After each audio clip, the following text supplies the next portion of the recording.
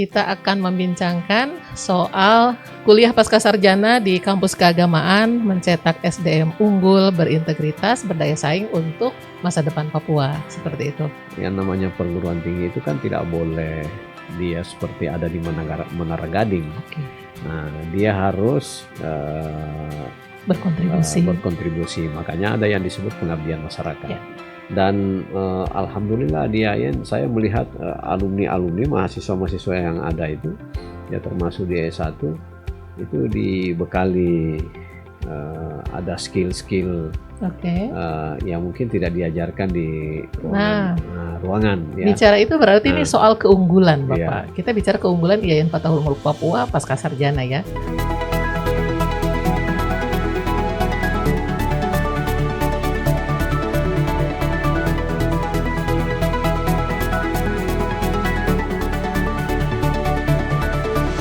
Salam kerukunan, Sobat Religi, saya Dewi Anggraini kembali menyapa Anda melalui Matoa, umat dan aparat mengobrolkan soal agama. Kali ini saya ditemani oleh Direktur Pascasarjana IAIN, Institut Agama Islam Negeri Fatahul Muluk Papua, Bapak Dr. Faisal Saleh, SAG, MHI. Mestinya beliau pada kesempatan ini hadir bersama Direktur Pascasarjana Sekolah Tinggi Agama Kristen Protestan Negeri Sentani, namun beliau masih berada di luar Papua, sehingga pada kesempatan ini Pak Dr. Faisal sendirian ya Pak Direktur. Ya. Terima kasih untuk kehadirannya. Sehat Pak Direktur? Kabarnya hari ini? Senantiasa sehat Pak ya? Alhamdulillah, dan terima kasih tentunya Bapak berkenan hadir di studio Clemens Taran untuk podcast kita Umat dan Aparat Mengobrolkan Soal Agama atau Matoa.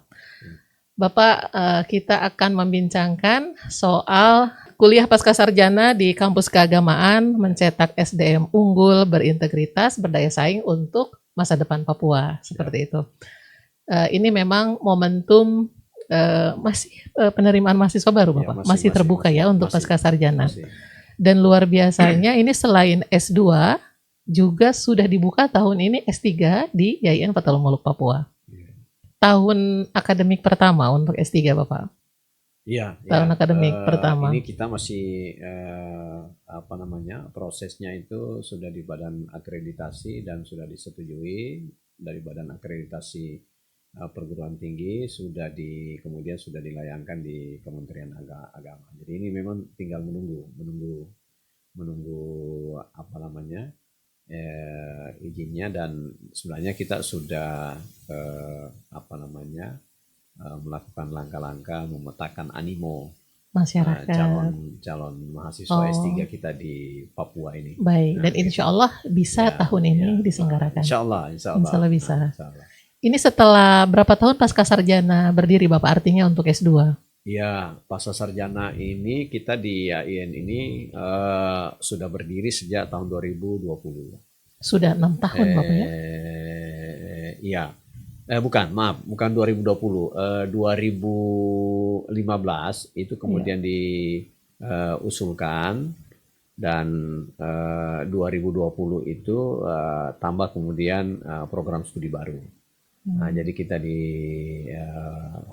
dalam bidang konsentrasi pendidikan agama Islam, kemudian hukum keluarga Islam, dan beberapa bulan yang lalu kita mengusulkan program doktor studi S3 dalam bidang studi Islam. Ya, walaupun itu core-nya sebenarnya kita mengaitkan dengan keadaan kita di Papua yang distingsinya itu tentang multikultur. Ya, itu multikultur. Nah, itu yang kita coba kembangkan. Ya, kita kembangkan karena kita juga melihat keadaan kita di Papua, apalagi setelah ada pemekaran misalnya. Ya, ada pemekaran beberapa provinsi. Ya, tentu tugasnya perguruan tinggi dan khususnya pascasarjana itu yang menyiapkan wadah atau media pengembangan sumber daya manusia, ya SDM, bagaimana kualifikasi itu bisa ditingkatkan.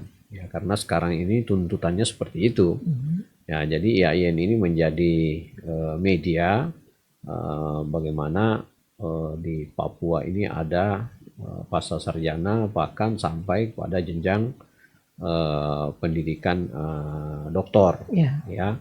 Khususnya keagamaan ya, Pak? Ya, lebih konteksnya keagamaan. Nah, makanya kita sebenarnya membuka konsentrasi program kajian-kajian di pasca sarjana itu lebih banyak yang terkait dengan apa namanya Islam multikultur. Ya, Islam multikultur. Nah, sehingga itu ada irisannya lah dengan keadaan kita di Papua ini, bahwa ya ini perguruan tinggi keagamaan. Ya mungkin orang melihatnya perguruan tinggi agama Islam.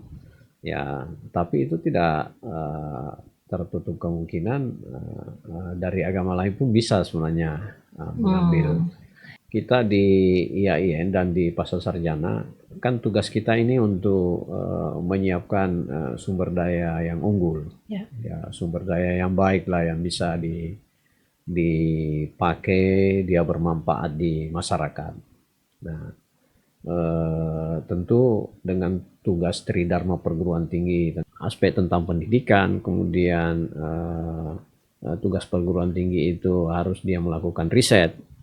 Nah, tapi yang namanya perguruan tinggi itu kan tidak boleh dia seperti ada di Menara Gading. Nah, dia harus berkontribusi. Makanya ada yang disebut pengabdian masyarakat. Nah, pengabdian masyarakat. Nah, kira-kira misalnya misalnya kita mencoba membuka program doktor, ya, S3 di IAIN Patahumuluk Papua. Nah, itu kita coba-coba bahwa program ini kita angkat 4 pilarnya. Pilarnya itu tentang apa? Misalnya karena program S3, nah pasti bicara tentang multidisipliner dan interdisipliner. Nah, maksudnya apa? Nah, jadi ilmu ya memang kajiannya studi Islam. Ya, tapi itu tidak bisa dipisahkan dari disiplin ilmu-ilmu yang lain. Nah, gitu. Jadi, nah itu yang pertama. Terus yang kedua juga ada pilar yang terkait dengan integrasi tentang Islam dan kebangsaan. Nah, jadi itu ya ini perguruan tinggi Islam, tapi kita ini ada di wilayah negara. Konteksnya dengan negara bangsa, Kesatuan Republik Indonesia. Jadi itu kajian-kajian keislaman itu harus terintegrasi dengan aspek kebangsaan, ya. Nah, terus yang lainnya lagi ya tentu karena kita di Papua, integrasi tentang kearifan lokal. Karena Islam bukan tanpa konteks di mana berada ya, sosial, ekonomi, politik, budaya yang melatarinya, Bapak ya. Kira-kira begitu ya. Ya, konteksnya kita di Papua, maka itu integrasi dengan terkait dengan rumah besar. Ya, aspek-aspek lokal. Nah, tapi kita juga ingin apa namanya? Bagaimana mahasiswa kita atau nanti itu dia menjadi lulusan atau alumni di IAIN. Alumni IAIN itu termasuk apa namanya program doktor yang kita siapkan ini. Itu adalah orang-orang atau alumni yang punya wawasan global. Lokal, nasional, global. Global. Karena apalagi hari ini ya kita tidak bisa menghindar dari percaturan dunia global.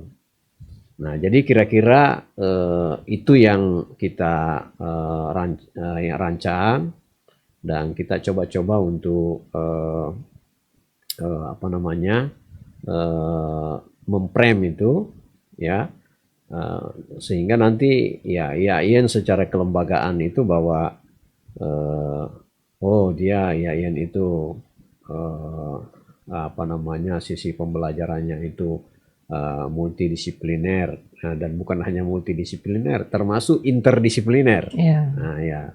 Nah, jadi kalau multi itu hanya satu, tapi tidak boleh hanya kita bersatu di situ, kita juga tuh terhubung. Oke. Nah, terhubung dengan disiplin keilmuan yang lain. Islam dan kebangsaan, ya, integrasi dengan kearifan lokal, dan yang keempat itu berwawasan global, ya. Nah, berwawasan global. Nah, kira-kira 4 itu yang yang kita coba di Pasar Sarjana secara umum, dan khususnya di program S3 ini yang akan kita buka, ya, tahun ini. Mudah-mudahan, insya Allah. Ya. Ini kita sudah dapat gambaran yang lumayan detail ya tentang S3-nya itu sendiri. Antara lain tentunya itu merupakan analisis kenapa ya S3 kajian studi Islam Bapak ya, studi Islam itu harus ada. Memang di tengah dinamika zaman seperti ini, SDM berkualitas, unggul, berkarakter itu menjadi keniscayaan Bapak ya, tuntutan yang harus kita penuhi. Dan berbicara di perguruan tinggi itu artinya berbicara dari strata ke strata yang semakin tinggi begitu ya, yang harus semakin tinggi. Sejauh apa sih Pak kebutuhan peningkatan kualitas SDM di Papua ini, yang tadi harus selain orang pertama-tama tentunya strata 1, kemudian strata 2, kemudian strata 3, untuk Papua sendiri analisis situasi, tantangan, kondisi, kebutuhan atas kualifikasi SDM yang tinggi tadi seperti apa Pak? Tantangan yang dihadapi seperti apa? Ya, sekarang kan zaman berubah ya. Ya, zaman berubah. Karena zaman tadi berubah, ya, maka kita semua, ya, termasuk perguruan tinggi khususnya yang menyiapkan sumber daya itu, dia harus berubah juga. Nah, berubah juga. Nah, tantangan-tantangan kita misalnya tentang tadi yang saya sebut itu globalisasi. Ya, sekarang dengan sistem pembelajaran atau sumber belajar misalnya, ya, sumber belajar yang bisa kita dapatkan dengan begitu mudahnya, ya, begitu mudahnya. Nah, tetapi itu juga dituntut perguruan tinggi itu untuk bagaimana dia bisa mengarahkan dan mendrill mahasiswanya itu untuk tetap dia misalnya kuat membaca. Ya, membaca. Ya, karena misalnya gini ya. Ya, sekarang di dunia perguruan tinggi itu sumber belajar dari AI juga diperbolehkan. Ya, tetapi ada batasan. Ya, diperbolehkan. Nah, tetapi mahasiswa yang tidak membaca dan tidak tidak melihat atau tidak menyimak dengan betul, nah, itu nanti seperti ya bingung sendiri. Karena instan. Ya, karena instan tadi. Ya, beda misalnya ya kalau kami ini dulu belajar secara manual. Ya, belajar manual, kemudian muncul AI, jadi ya sedikit saja dipoles itu sudah paham. Nah, gitu. Bahkan bisa mengoreksi AI ya, karena AI bukan tanpa celah kan. Ya, itu kan robot. Ya, dan ada hal yang di dalam AI itu sebenarnya bagi kami sebagai akademisi, ini kaitannya tadi bicara tentang karakter. Ya, karakter. Ada sisi-sisi di situ yang AI tidak punya, Google tidak punya. Apa di situ? Itu adalah interaksi dan rasa. Nah, rasa. Nah, walaupun itu bisa dihumanisasikan gitu ya, walaupun dengan kecanggihan apapun itu ada di situ, ada rasa. Nah, tidak. Itulah yang tidak dipunyai AI dan Google. Kadang saya iseng curhat dengan AI, Pak. Iya. Iya, luar biasa teknologi itu luar biasa. Nah, tapi kita hanya mengarahkan mahasiswa bahwa sebenarnya ya dunia ini itu tidak bisa kita halangi, tidak bisa kita larang macam-macam. Tapi itu bisa kita jadikan media untuk memudahkan, Iya, ya, termasuk memudahkan di dalam mendapatkan sumber belajar, iya. ya, sumber belajar. Jadi menurut saya sekarang, ya, dengan perkembangan apa namanya teknologi informasi yang luar biasa ini, ya, kita sebagai apa namanya pengelola perguruan tinggi, itu kita harus menyesuaikan diri, ya, Benar. menyesuaikan diri. Yang paling Nah, rawan sepertinya kreativitas dan berpikir kritis, Bapak. ya, Tapi juga knowledge atau pengetahuan atau kognisi juga sepertinya dilema juga di era AI ini karena begitu mudahnya tinggal buka, tinggal buka. ya, tinggal buka dan ya membuatnya itu tadi seperti yang kita sebut tadi itu instan, Instan. ya, instan. Nah, kalau basicnya ada, ya, dasar keilmuannya ada, saya pikir. Nah, apa kaitannya dengan keadaan kita di Papua?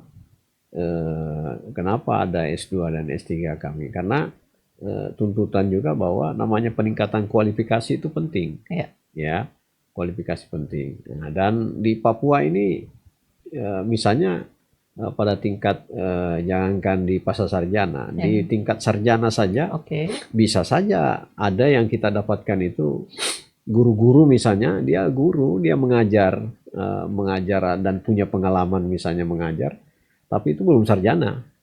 Ada, ya, ya, Sehingga RPL ya ya, solusinya. sehingga pemerintah membuat namanya ada program rekognisi Iya, pembelajaran. iya, iya. Nah, jadi ada orang yang sudah sebenarnya ya sudah ahli, Iya, iya, iya. ya, tapi karena memang aturan yang namanya guru itu harus punya kualifikasi, Iya. ya, maka ya negara ini atau lembaga ini memfasilitasi itu, Iya. ya, karena akan ada orang, ya, secara singkat misalnya bisa bawa mobil tapi tidak Tanpa punya SIM, SIM. ya, punya tapi kan tidak punya SIM. Iya. Nah, maka untuk memfasilitasi itu dinilailah, ya, dinilai, oh dia punya pengalaman, misalnya dia sudah bekerja, Iya, ya, atau empirik Pak ya. ya secara empiris ya sudah bekerja, dinilai, dan itu secara detail sepertinya ada anunya, ada instrumennya Iya, untuk iya. bisa dikonversi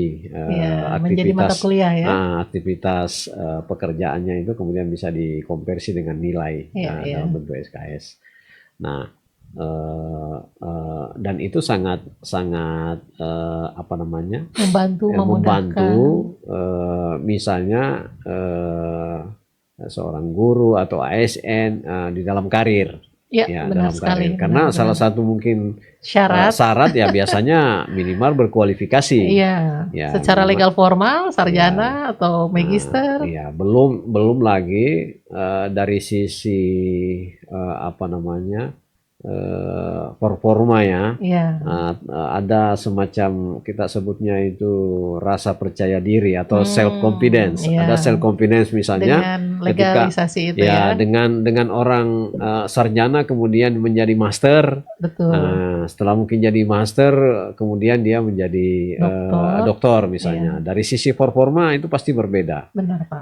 Kemudian Produktivitas juga. ya, dan itu juga secara internal ke orangnya, ya pasti dia juga bisa mengukur bahwa wah ini saya ini sekarang S2 S3, ya. Nah, tentu ya jangan saya S2 S3 yang dianggap apa namanya, ya mungkin ada istilah orang mengatakan S2 S3 abal-abal ya. Itu. S2 S3. Kalau saya melihat dari sisi positifnya, Benar, ya. bahwa dengan kualifikasi itu dan gelar itu dia jadi kembali ya istilahnya terus menempa diri. Iya, Ya, betul Bapak. dari sisi positifnya. Itu tidak terhindarkan karena Ya. pasti suka Ya. tidak suka berinteraksi dengan aktivitas Iya. akademik pada jenjang itu Bapak Iya. ya. Nah, saya melihatnya itu gitu, pengalaman kita di masyarakat, ya, ya kita ini sudah berkualifikasi S2 S3 ini. Nah, kualifikasi S2 itu harus lebih firm. Ya, Ya, harus lebih ya, firm. ya, harus lebih Kokoh, kuat, ya, dipastikan. dan itu menuntut kita untuk belajar lagi sebenarnya. Iya, Jadi benar saya bagaimanapun. menyebutnya apa ya? Ya mungkin Seperti stimulus juga kan Pak ya ya. untuk Jadi benar juga itu kalau dalam konteks teologi Islam ya ya, bahwa yang namanya long life education ya, itu ya, pembelajaran eh, sepanjang hayat. ya. Jadi eh, ya contoh kecil misalnya ya alumni IAIN Papua.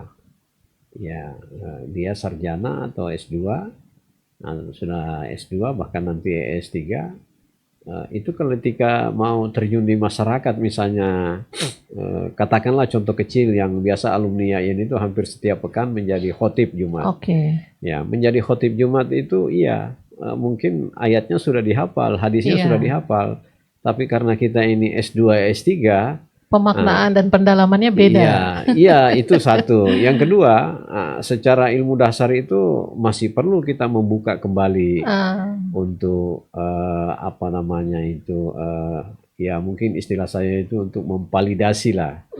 Ya, kalau dalam kajian ilmu hadis itu ada namanya tahqiq. Ya, oke. tahqiq itu untuk melihat kembali. Ya, jangan sampai ayat dan hadis itu salah. Nah, walaupun itu misalnya sudah hafal, nah Oke, itu cara detail, cara koreksi itu cara ada pada ilmu yang ya semakin meningkat jadi ya. jadi jangan sampai wah kok S2 S3 kok Sama, sarjana kok benar. salah baca ayatnya kan gitu ya.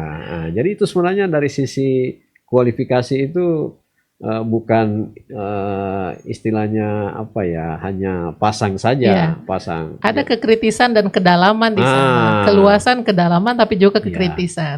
Jadi bukan terkait dengan gelar, bukan hanya terkait dengan gelar, bukan hanya terkait dengan Formalitas, formalitas, tetapi itu juga menuntut kita untuk sebenarnya mempertanggungjawabkan, Pak. ya dan terus belajar, Iya, iya, iya. ya terus belajar. Kualitas, tapi juga Nah, otomatis proses belajarnya. ya apalagi misalnya yang mengambil konsentrasi atau jurusan pendidikan atau hukum. Ya, seorang pendidik itu kan ya S1, S2 sampai S3 dia tidak boleh mentransfer pengetahuan yang keliru. Oke, pendidik Ya, soalnya. seorang pendidik. Ya, dan itu ada filosofinya, ada istilah apa namanya? Ya, mungkin bahasa kita secara umum tidak boleh kita mentransfer pengetahuan dan sampai pengetahuan itu salah karena kalau pengetahuan itu salah kita distribusikan kepada peserta didik, kemudian peserta didik itu menerima, nanti dia distribusikan lagi ke yang lain, ke anak didiknya. Kesalahan itu dari guru padahal. Ya, jadi itu ada istilah jariusu. Jariusu itu kesalahan yang berantai. Bahasa Arab ini Pak ya? Ya, istilahnya kesalahan berantai. Kita tidak boleh, seorang pendidik tidak boleh mentransfer pengetahuan. Maka cara yang paling baik itu seorang apa namanya seorang guru ya, dan guru itu sebenarnya mau mentransfer pengetahuan maka dia harus belajar. Dan saya masih ingat dulu apa ya belajar, kebetulan saya itu alumni dari Kuliatul Muallimin. Ya, dari Kuliatul Muallimin. Nah, di Kuliatul Muallimin itu kita dididik itu untuk selalu check and recheck sebelum kita mengajar. Mengajar. Dan itulah pentingnya tadi di tahqiq. Dan saya masih ingat guru saya itu selalu mengatakan begini, sebaik-baik belajar itu ya mengajar. Ya, karena kita sudah pengajar waktu itu. Iya, kita sudah pengajar. Betul. Selalu mengatakan sebaik-baik belajar itu ya mengajar. Ya. Kenapa? Oh, saya maknai kata-kata itu. Oh iya, betul juga. Karena sebelum kita mengajar kan harus belajar dulu. Iya, kita dituntut selalu berpengetahuan dan selalu kritis, Bapak. Jadi kita melihat bahwa dengan kemudahan atau maraknya sekolah-sekolah pasca sarjana gitu ya, jenjang-jenjang pasca sarjana ini sebenarnya sebuah ekosistem yang sangat baik, iklim yang sangat baik. ini tidak hanya tentang formalitas yang juga itu sangat bermanfaat bagi karir seseorang, namun secara mendasar atau secara substansi ini adalah tentang pengembangan dan pendalaman ilmu, sehingga dari situlah kualitas keilmuan itu lebih dalam tanda petik terjamin tentunya Bapak ya. Ya. Namun antusiasme masyarakat sendiri terhadap pendidikan pascasarjana kalau di Papua, khususnya di IAIN Fatahul Muluk Papua ini seperti apa Bapak? Trennya dari sejak keberadaan pascasarjana S2 tentunya yang bisa diukur hari ini, naik turun, naik terus atau turun terus Ya, mungkin? ya memang apa namanya trennya itu berfluktuasi. Kadang Ya, naik kadang turun. ya trennya di awal-awal trennya naik, ya, kemudian beberapa tahun kemudian turun, dan itu kita menganalisa kenapa berfluktuasi. Ya, memang kita ini sebenarnya masih dituntut secara kelembagaan itu untuk terus mempromosikan ya. Jadi saya juga terima kasih sudah diundang di podcast apa namanya Matoa ya, dan apa namanya roomnya ini Ruang Podcast Klemenstaran. Ruang Podcast Klemenstaran ini diundang ya, termasuk ini untuk mensosialisasikan. Yang seharusnya bersama dengan staf PN Bapak ya, Ya, sesama direktur pascasarjana ya, begitu, sekolah keagamaan lah, sekolah tinggi ya, keagamaan. siap. Jadi itulah tadi yang kita coba angkat di IAIN, khususnya di Pascasarjana, bahwa ya memang ini lembaga pendidikan keagamaan, Ya. tapi kita mencoba bahwa keluar dari mindset orang dengan mengatakan bahwa kalau di kuliah di IAIN itu ya nanti bisanya hanya baca doa, ya bisanya hanya pimpin imam sholat, ya. Nah, kita ingin keluar dari situ bahwa apa yang ditawarkan ya, profesi dari anak-anak IAIN itu ya alhamdulillah hari ini berkiprah di berbagai profesi. Ya mungkin juga kami di sini ada banyak ya alumni IAIN. Ya, saya lihat juga ada dari alumni kita itu di alumni Fakultas Ekonomi dan Bisnis. Perbankan? Ya di perbankan ya dalam satu waktu ke bank ini menegur sapa gitu ya. Menegur sapa bahwa dulu saya mahasiswanya Bapak. Wah gitu. Bapak sudah lupa ya karena mahasiswanya banyak.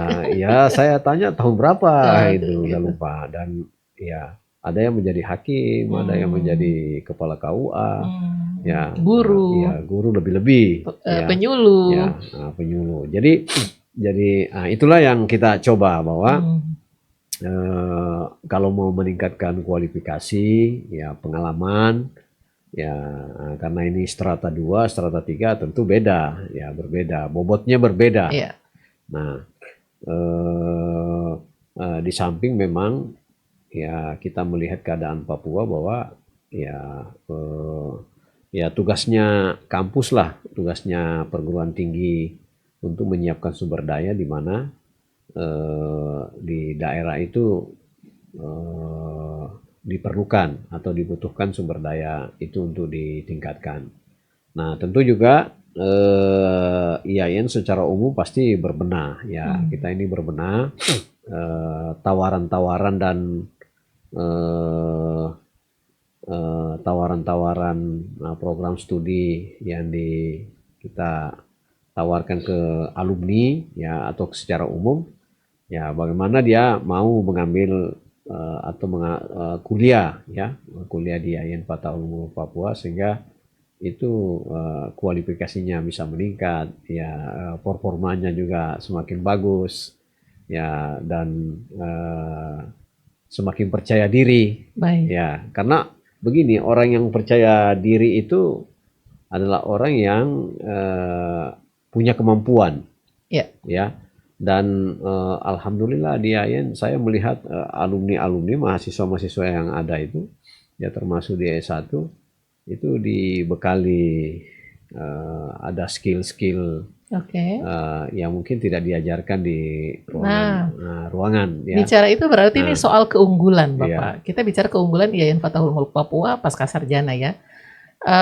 Dibandingkan pascasarjana lainnya yang bukan perguruan tinggi keagamaan, apa sih keunggulan yang bisa diperoleh seorang mahasiswa pascasarjana itu di IAIN Fatahul Muluk Papua begitu? Iya, saya saya pikir ya pasti berbeda. Nah, jadi gini, di IAIN Patahumuluk Papua itu ada sarjana hukum S1, sarjana hukum S2. Ya, tentu dari sisi ilmu hukum sama-sama belajar ilmu hukum. Oke. Tapi ada yang plusnya di situ. Ya. Karena keilmuannya tadi itu bisa diintegrasikan dengan aspek teologi. Oke, Nah, keislaman. ya mungkin ke depan ya, kalau IAIN ini bertransformasi misalnya atau berubah menjadi UIN, ya saya sering menggambarkan misalnya gini, saya biasa ditanya apa bedanya sih lulusan Iya, Fakultas Kedokteran UI dengan UIN. iya.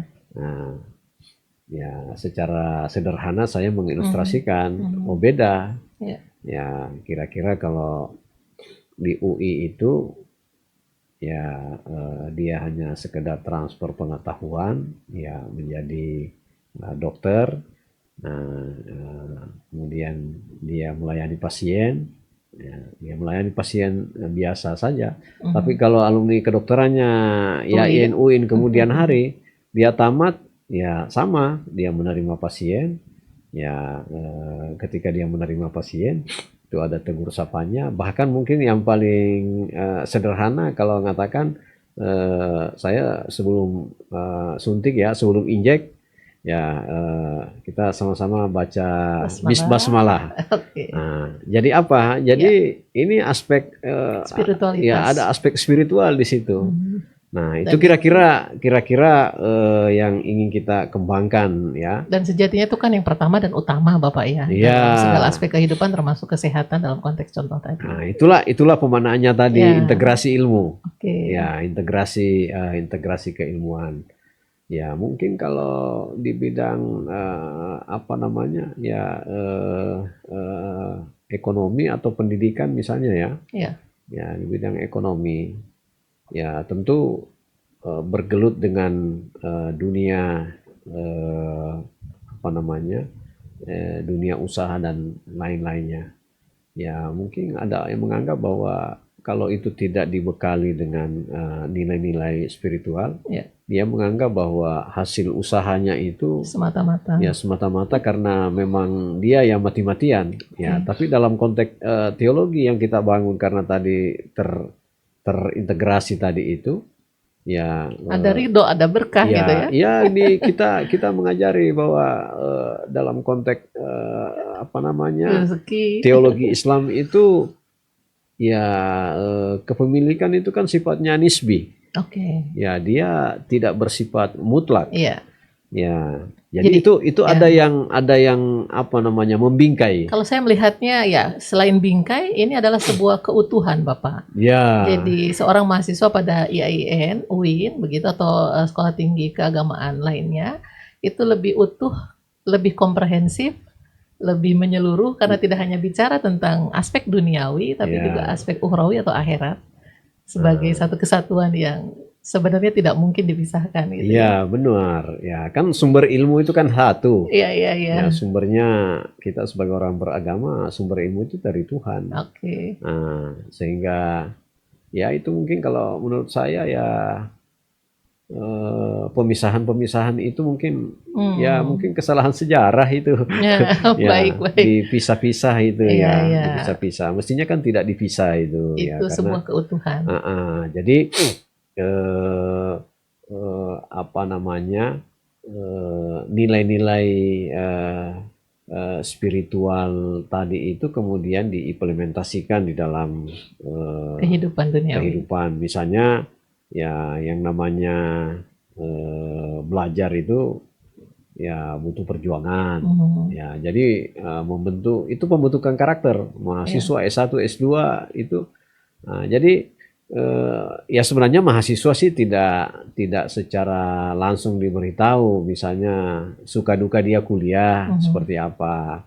Ya, suka duka dia ketika dibimbing, suka Mhm. duka dia ketika proses pembelajaran, ya mungkin dapat tegur dan macam-macam. Tapi menurut saya tadi itu dalam konteks kita bicara secara umum secara komprehensif tadi itu long life education. Jadi sebenarnya itu kan utuh. Misalnya gini, mungkin mahasiswa atau dosen itu tidak merasa bahwa dia sebenarnya ini terus dia berada dalam dinamika proses pendidikan. Ya, misalnya dibuat jadwal, ya dijadwalkan misalnya kuliah jam 8. Nah, coba dibayangkan orang yang misalnya sudah katakanlah dia kepala bidang di dinas atau kepala bagian di satu instansi, ya dia datang kuliah, menyiapkan waktu, tenaga, keluar biaya, pikiran. Nah, pertanyaan kita, kok mau-maunya? Padahal dia pejabat.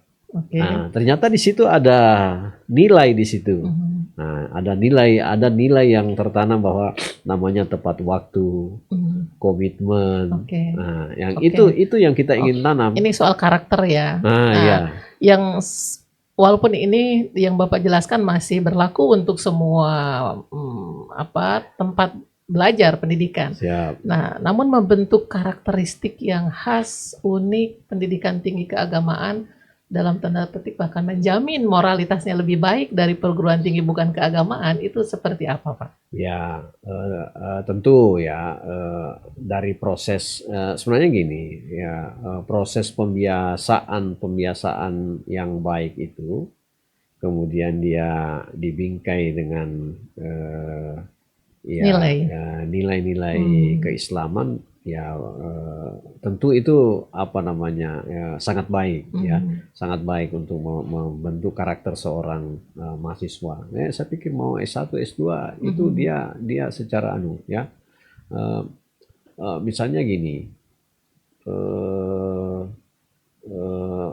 ya kalau di lingkungan perguruan tinggi keagamaan seperti IAIN ini,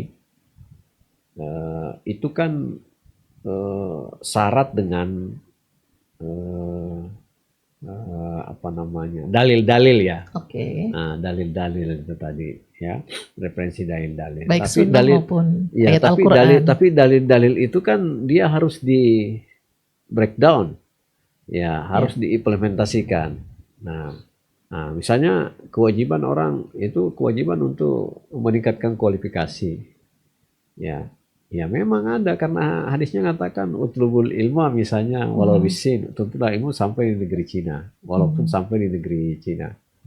Nah, kemudian dibingkai lagi dengan atau misalnya serahkan urusan pada ahlinya gitu ya. Ya, tidak boleh diserahkan urusan itu yang bukan ahlinya. Maka kita harus ahli. Ya, itu ada hadisnya misalnya mengatakan kita usidal amru ila gairi ahliha pantasirus sa'a misalnya. Ya, itu sudah ada secara teologi sudah ada. Nah, itu yang dikuatkan, kita ingin menguatkan mahasiswa kita S1 S2 bahwa ini belajar di IAIN Fatahul Muluk Papua ini tidak main-main, karena itu saya menyebutnya itu amanah. Amanah ya, memang secara teologi kita diminta itu. Nah, dan saya biasa sampaikan ke mahasiswa, ya mungkin ya sedikit agak berbeda. Misalnya saya katakan gini, biasanya saya sampaikan itu di awal-awal perkuliahan. S1 S2, Anda ini sudah daftar di sini, akan belajar di IAIN. Itu berbeda Anda dengan anak-anak di Uncen, di Unhas, di UI, agak beda. Anda mengatakan Bismillah masuk ke sini, ya itu karena amanat agama Anda masuk, dan Anda kalau belajar di sini, Anda berangkat dari rumah misalnya. Kalau terjadi sesuatu, bahkan yang paling buruk misalnya, ya yang paling buruk, ya katakanlah terjadi kecelakaan atau apa, sampai yang paling buruk tadi itu meninggal di jalan. Bagi kita ini anak IAIN ini matinya tidak mati sia-sia. Semua penuntut ilmu berjihad begitu ya. Ya, jadi hal-hal begitu yang kita tanamkan, itu yang membedakan ya.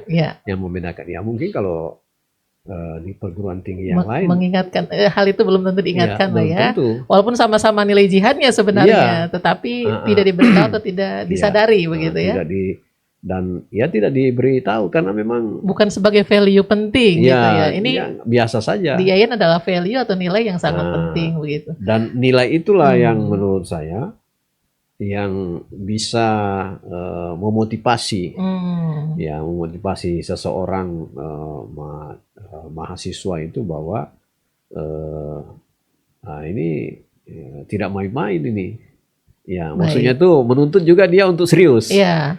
Ya, Nah, soal itu juga Bapak tadi tentang Bapak bicara tentang Menara Gading, kesungguhan, keseriusan dalam menuntut ilmu, kontribusi tentu menjadi sebuah ukuran yang sangat penting dari perguruan tinggi, dosen dan mahasiswa terhadap solusi-solusi nyata yang kemudian siap. dirasakan oleh masyarakat. Ya, Bagaimana Bapak menggambarkan tadi memang ada tridharma perguruan tinggi ya, ya, ya. pendidikan, penelitian dan pengabdian kepada masyarakat. Nah, Ya. seluruh proses ini tridharma bagaimana berkontribusi, Bapak bisa gambarkan faktualnya di IAIN Ya, Fathul ya, Muluk Papua, ya. terutama di Pascasarjana kontribusi seperti apa yang Ya. sudah diberikan? Saya kasih contoh real saja. Kami di Pascasarjana itu hampir setiap tahun ada unsur tridharma tadi itu. Oke. Nah, saya punya dosen dan mahasiswa di Pasca itu yang paling real misalnya karena dalam hukum keluarga, ya, magister hukum keluarga itu 2 tahun terakhir ini yang saya ingat di program studi itu misalnya secara teori dipelajari tadi unsur pembelajarannya, kemudian itu di pengabdiannya itu dosen dan mahasiswa itu membuat misalnya penyuluhan keagamaan. Ya kalau tidak salah 2 tahun lalu itu dia membuat satu penyuluhan keagamaan di beberapa BKMM Kota Jayapura ini dan hasil apa itu hasil penyuluhan agama dan itu sampai melahirkan modul dan modul Biasa. itu bisa dipakai Masjid dan musola. iya, dibuatkan modul bahkan Kaprodi saya itu membuat buku saku. Nah, secara praktis. Nah, itu bahagian kontribusinya kepada masyarakat. Iya. Ya. Nah, bahkan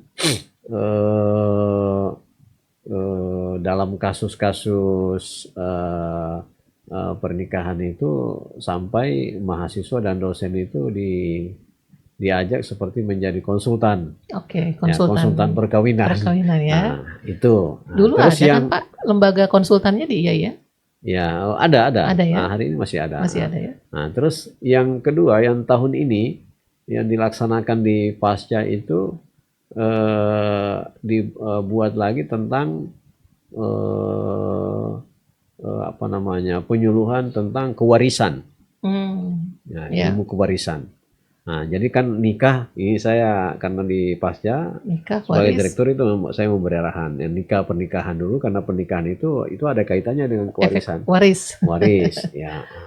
Ya, alhamdulillah sudah dilaksanakan dan itu dosen dan mahasiswa melaksanakan kegiatan pengabdian itu dan banyak kita juga karena tadi saya sebutnya jangan seperti di Menara Gading elit ya dosen itu dan mahasiswa seperti orang akademisi pada apa namanya ini posisi elit tapi tidak boleh dia elit, dia harus Bersentuhan dengan akar masyarakat. rumput, dengan masyarakat. Ternyata di pengabdian itu banyak. Iya. Ya, saya juga ikut di situ banyak pertanyaan-pertanyaan itu yang realita-realita terjadi tentang kasus-kasus kewarisan. Dan alhamdulillah bisa diberi solusi oleh baik mahasiswa maupun dosen ya, dan juga sarjana-sarjana. Itu kira-kira kontribusinya. Iya. Termasuk barangkali di bidang pendidikan.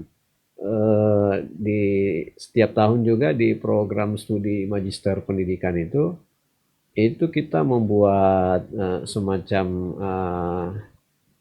ya mungkin mirip-mirip dengan TOT lah. Training of trainer. Ya, soal misalnya apa?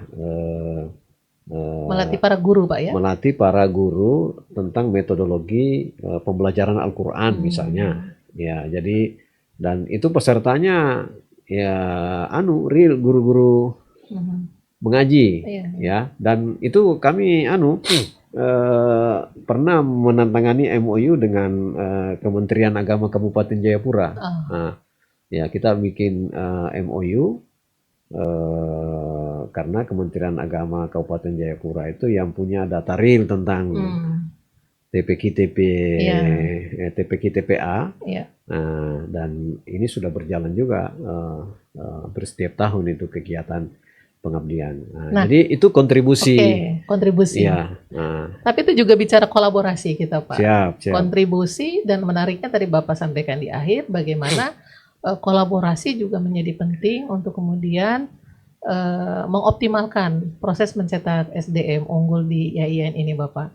Nah, bagaimana kolaborasi dengan berbagai lembaga, dalam hal ini sederhananya pemerintah, kemudian dunia swasta atau dunia usaha, Ya. kemudian masyarakat itu sendiri, dan kampus, ya kerjasama dan kolaborasi ini untuk kemudian menghasilkan sesuatu yang berdampak positif bagi semua pihak juga pada akhirnya, terutama masyarakat umat beragama, tapi juga mungkin menjawab persoalan kampus seperti budgeting mungkin, penganggaran. Ya, Nah, seperti apa kolaborasi yang sudah dibangun dan idealnya dibangun? ya, seperti tadi yang saya sampaikan pengabdian itu, kalau kita tidak merancang kegiatan itu kan agak susah kalau untuk mendapatkan apa namanya aspek budgetingnya tadi. Oke. Nah, maka kita kaitkan karena ini juga ada kaitannya sebenarnya dengan sebuah perguruan tinggi dan khususnya program studi itu kalau mau diakreditasi, ya aspek-aspek itu harus kelihatan. Ya, maka kita membangun kolaborasi itu menurut saya ya penting. Ya, cuma kalau kami dalam standar untuk berkolaborasi itu biasanya ditandai dengan ada MOU, ada PKS, Oke. ya, Betul. ya dibuat dan ya memang harus kita berkolaborasi. Iya. Ya, Bagian karena dari akreditasi juga kan, Pak? ya, ya bagian ya termasuk misalnya kami kalau di IAIN semua fakultas pasca sarjana itu berusaha untuk bekerja sama dengan berbagai stakeholder. Ya termasuk misalnya kita bekerja sama dengan pengguna lulusan. Oke, betul, Ya, betul. pengguna lulusan. Tempat di mana menyerap tenaga kerja dari Ya, kita, lulusan dari kita ya. Ini karena itu juga menjadi input bagi perguruan tinggi. Sebenarnya materi-materi pembelajaran itu yang pas atau yang terupdate atau sesuai dengan Sesuai nggak kebutuhan dengan pasar. Ya, dunia kerja, jangan ya. sampai itu Nggak berbeda. link match ya, Ya. nggak match gitu, nggak sesuai. Ya. Nanti di Papua ini ada bahasa Main lain, latihan lain. latihan lain. Nah, itu. Nah, jadi Iya. penting. Makanya biasanya di perguruan tinggi itu ada istilah konsorsium kurikulum misalnya. Ya. Nah, jadi kita stakeholder itu yang kita diundang mendengarkan ada input di sana bahwa yang kami butuhkan itu punya apa namanya kompetensi seperti ini. Sesuai dinamika dunia kerja lah ya. Jadi kami butuh seperti ini. Jadi perguruan tinggi menyesuaikan, Pak ya. Ketika kita susun itu ya sesuaikan. Nah, cuma tadi lagi-lagi karena kita di IAIN itu selalu dia diikat dengan aspek spiritual, nilai tadi itu. Nah, kita diikat. Jadi kurikulum itu dinamis, Pak ya? Ya, dinamis. Bahkan itu setiap tahun? Tidak juga. Tidak. Biasanya itu kita rancang bisa sampai 5. Ya 2 sampai 5 tahun. Oke. Ya tuntutan. Ya. Dan itu memang harus dikonsorsiumkan. Ya, karena jangan-jangan ini sudah tidak update lagi. Ya. Jadinya tidak bermanfaat kan? Tidak bermanfaat dan ya misalnya hari ini dengan adanya AI ya perguruan tinggi ya jadi termasuk tidak relevan misalnya. Ya dosen jangan-jangan kita menyajikan materi pembelajaran itu tidak pas lagi dengan anak-anak karena yang bisa diselesaikan AI. Ya, itu saya kira yang penting ya dan perguruan tinggi harus mendengar itu, Ya, ya mendengar. Karena kalau kita tidak mendengar, nanti itu ada tidak eksis, kaitannya animo animo orang mau turun. masuk ya. Ya, Ya, misalnya pertanyaan sederhana di masyarakat, anak saya kalau kuliah ya, nanti bisa jadi apa ya? ya wajar Nah, masuk akal, ya, Pak. ya Iya, masuk wajar. Nah, ya, ya kita jawab ya sesuai dengan bidangnya, ya bisa, iya. ya. Walaupun sebenarnya kita di perguruan tinggi itu ada hal yang di apa namanya diberikan kepada mahasiswa kita mengenai misalnya tentang belajar tentang struktur berpikir dan berlogika. Mhm. Ya, struktur berpikir dan berlogika itulah itu yang menjadi modal. Ya, Modal. Apakah nanti dia misalnya kalau dia alumni Fakultas Ekonomi harus persis dia harus misalnya kerja di bidang dunia usaha ya kita juga tidak tahu. Ya, tapi dia sudah punya modal itu terkait dengan cara menghadapi situasi, ya, ya menganalisa betul. situasi, ya dengan logika-logika yang dia punya, Iya, ya sehingga dia bisa eksis. itu alat dan perangkat Ya, penting ya, Pak ya. ya. Nah, Walaupun tidak kentara. di samping misalnya di perguruan tinggi itu bukan hanya sekedar sekedar mendapatkan soal apa namanya dia mendapatkan transfer ilmu, tetapi kan ada juga yang hal yang menyangkut misalnya kecerdasan, bukan hanya kecerdasan intelektual menurut saya, tapi itu dia juga membangun kecerdasan yang disebut dengan kecerdasan Emosional, emosional. eh, Nah, itu. spiritual. Ya, spiritual, emosional spiritual. Sehingga apa? Ya, nanti 10-20 tahun yang akan datang, ya karena dia secara intelektual bagus, karena hubungan emosionalnya bagus dengan orang lain, ya karena dia anggap ini orangnya secara spiritual bagus, ya itu bisa saja mungkin ada salah satu di antara teman-temannya yang unggul, pasti dia ingat, oh ini ada teman saya dulu yang hebat, Ya, ya mengapa tidak? baik. Gitu. Jadi Baik. banyak Ya, hal yang bisa kita apa namanya itu oke. dapat ya, Iya. ya, Baik, Bapak. Di sisi lain, masyarakat punya keterbatasan-keterbatasan. ya, Calon mahasiswa pasca sarjana apalagi juga punya keterbatasan-keterbatasan. Waktu, bahkan sumber daya uang itu sendiri. Nah, ini ya, kan sebenarnya orang bukan tidak mau pintar, bukan tidak mau punya titel, namun batasan-batasan seperti waktu dan uang itu yang membuat orang berpikir sekali, dua kali, tiga kali, berkali-kali untuk saya lanjut S2, S3 tidak ya, seperti itu. Nah, apa saran Bapak untuk dilema semacam ini atau tantangan semacam ini bagi para calon mahasiswa, para pendukungnya, sponsornya, orang tuanya gitu? Dan di sisi lain mungkin peluang apa yang ditawarkan oleh IAIN atau pemerintah melalui misalnya beasiswa untuk mengcover itu semua di level pasca sarjana begitu. ya. Di IAIN ini khususnya di S1 Iya. ya di S1 itu ada setiap tahun itu beasiswa di kita Baik. Dari ya, mana saja, Pak? ya dari kementerian Kementerian Agama, ya Kementerian nah, itu yang S1 ya, kalau Oke. kementerian apa ini yang S1 itu memang sudah dialokasikan dari Kementerian Agama. Nah, kemudian S2 dan yang akan S3 ini, sebenarnya S3 itu banyak juga peluang-peluang sebenarnya.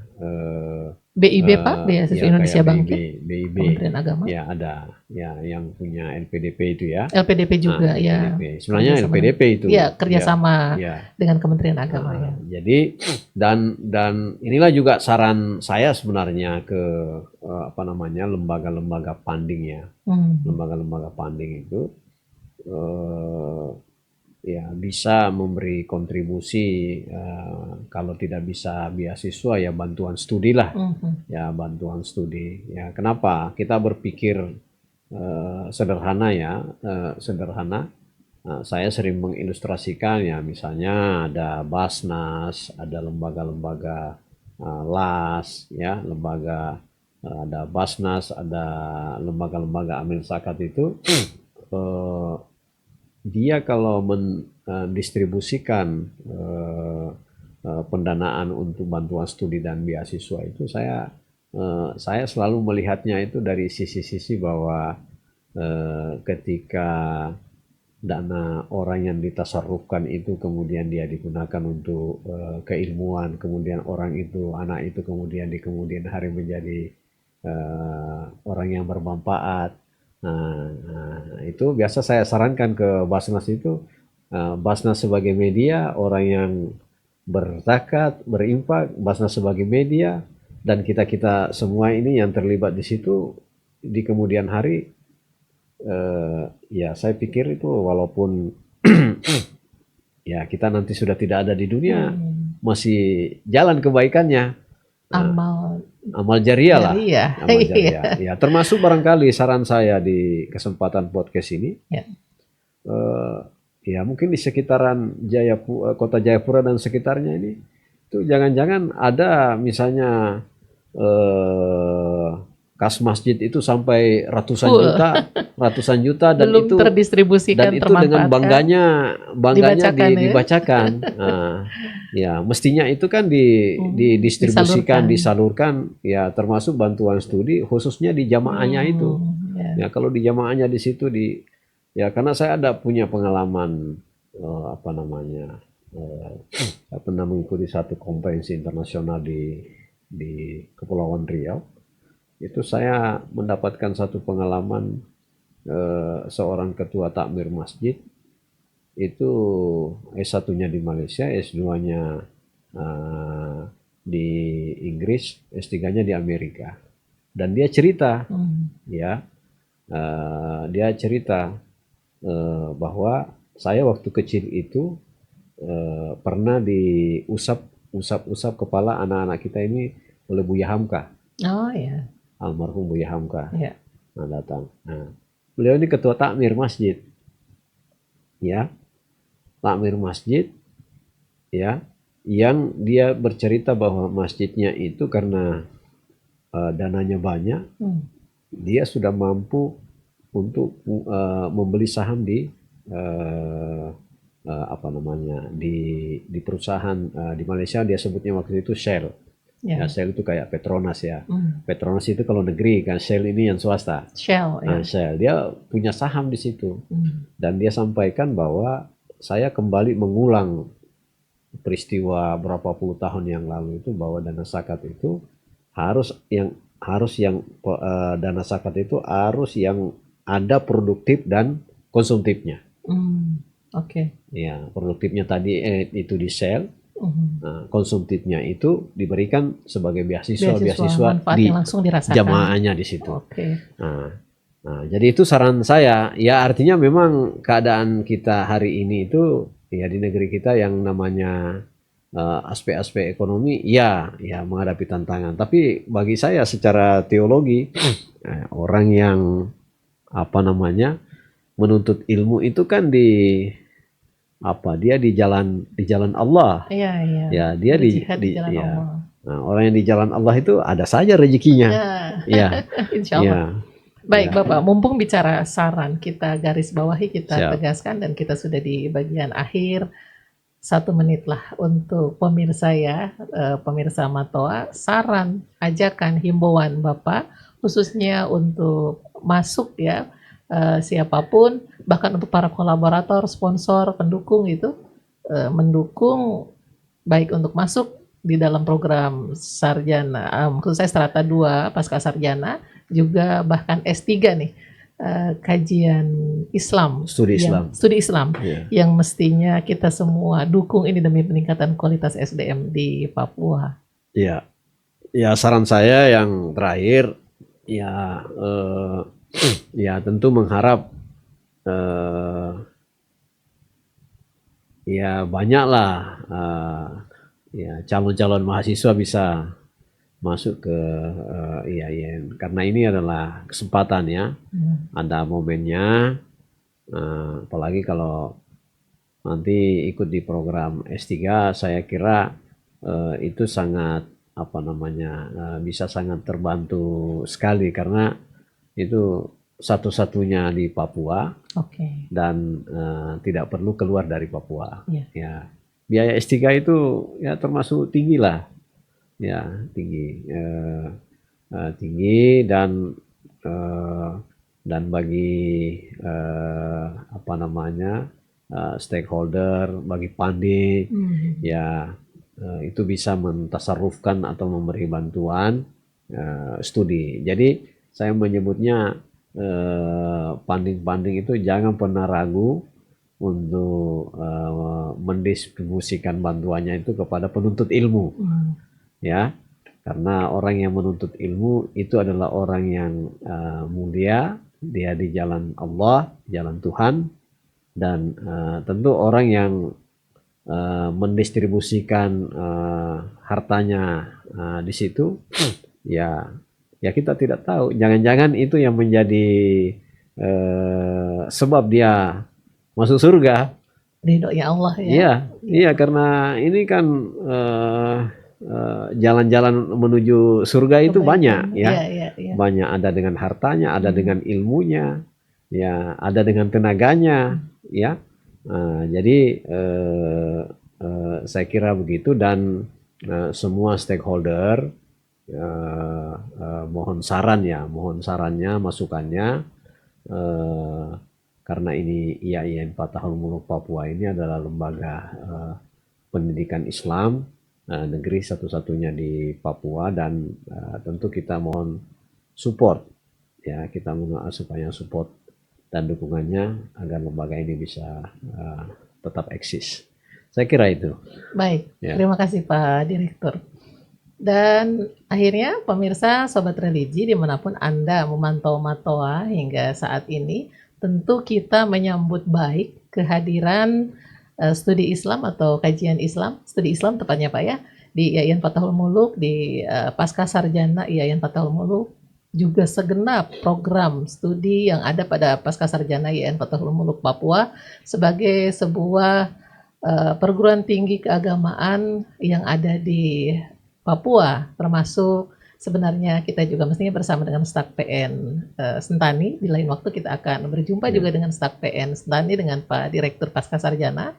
Kita menyambut baik program-program pasca sarjana yang diselenggarakan oleh perguruan tinggi keagamaan di Papua, karena ini tidak hanya berbicara tentang aspek formalitas, legalitas, meningkatnya strata pendidikan seseorang yang tentunya akan mendorong karir dan sebagainya, aspek-aspek material dari manfaat detail tersebut, namun juga secara substansi atau secara hakikat ini adalah tentang peningkatan ilmu, kualitas sumber daya manusia, dan tentang dialektika yang terus berjalan dalam keilmuan, namun di sisi lain juga kehidupan bermasyarakat yang tentunya perlu didukung atau ditunjang oleh sumber daya manusia yang semakin baik. Kita semua pihak mendukung, dan IAIN Fatahul Muluk Papua khususnya Pasca Sarjana sangat terbuka untuk kolaborasi atau kerjasama untuk semua pihak yang berkenan untuk bersama-sama meningkatkan kualitas pendidikan, penyelenggaraan pendidikan, khususnya pendidikan keagamaan di IAIN Fatahul Muluk Papua. Demikian, terima kasih Pak Direktur atas kehadirannya, sudah berbagi, dan semoga sukses dengan Pasca Sarjana, khususnya dengan S3 yang baru dibentuk ini. Dan akhirnya saya Dewi Anggraini pamit undur diri. Terima kasih atas kesetiaan Anda terus mengikuti Matoa, dan kita akan berjumpa pada tema-tema lainnya di kesempatan selanjutnya. Salam kerukunan dan sampai jumpa lagi.